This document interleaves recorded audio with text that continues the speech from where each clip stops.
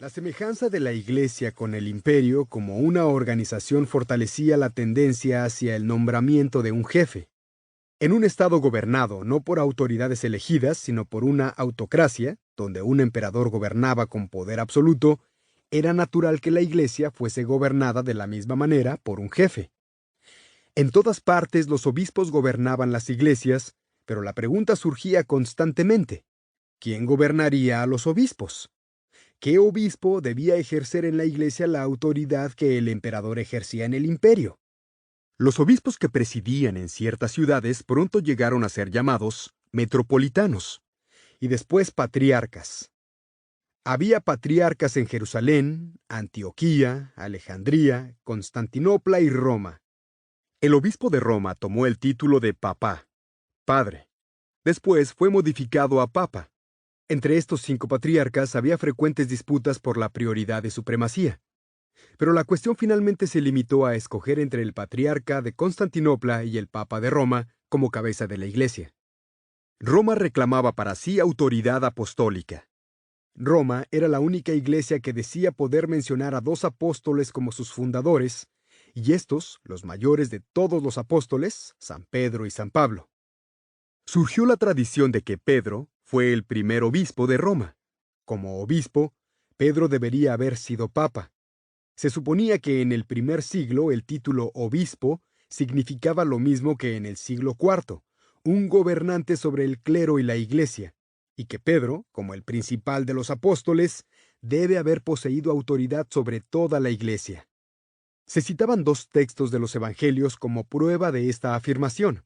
Uno de estos puede verse ahora escrito en letras gigantescas en latín alrededor de la cúpula de la iglesia de San Pedro en Roma. Tú eres Pedro, y sobre esta piedra edificaré mi iglesia. El otro es: apacienta mis ovejas. Se aurguía que Pedro fue la primera cabeza de la iglesia. Entonces sus sucesores, los papas de Roma, deberían continuar su autoridad. El carácter de la Iglesia romana y sus primitivos dirigentes sostenía fuertemente estas afirmaciones.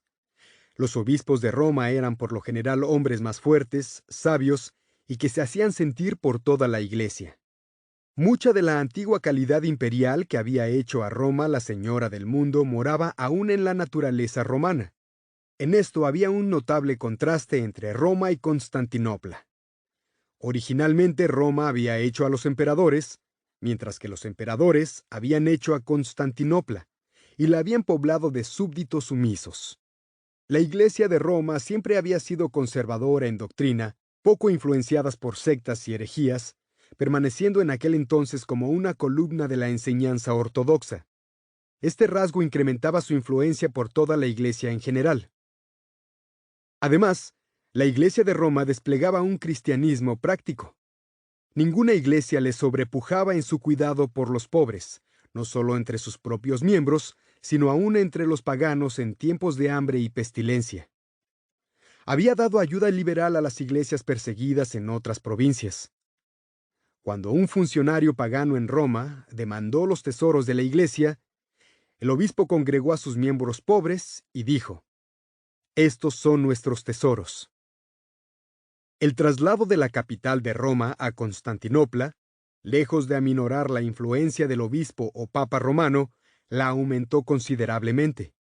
Hemos visto que en Constantinopla el emperador y su corte dominaban a la iglesia. El patriarca era por lo general subalterno del palacio imperial, pero en Roma no había emperador que sobrepujara e hiciese sombra al papa. Él era el potentado mayor en toda esa región. Europa siempre había mirado a Roma con reverencia. Ahora que la capital estaba lejos, y especialmente como el imperio mismo estaba en decadencia, el sentimiento de lealtad hacia el pontífice romano empezó a tomar el lugar de aquel hacia el emperador romano. Y así surgió que por todo el occidente, el obispo romano o papa, como cabeza de la iglesia en Roma, comenzara a ser considerado como la autoridad principal en la iglesia en general. Por ejemplo, en el Concilio de Calcedonia, en Asia Menor, 451 después de Cristo, Roma ocupó el primer lugar y Constantinopla el segundo. Se estaba preparando el camino para pretensiones aún mayores de parte de Roma y del Papa para los siglos venideros.